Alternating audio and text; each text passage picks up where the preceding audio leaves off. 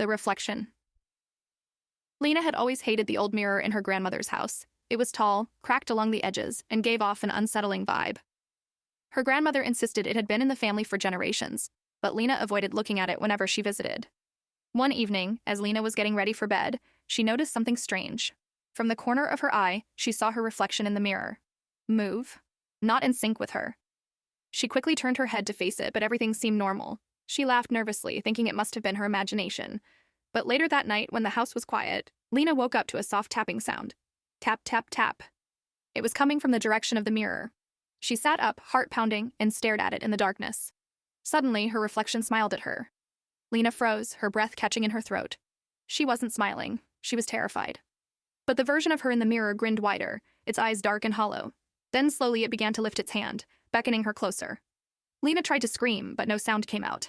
Her reflection's smile grew wider, stretching impossibly across its face, and then, without warning, it stepped out of the mirror. That was the last thing Lena ever saw.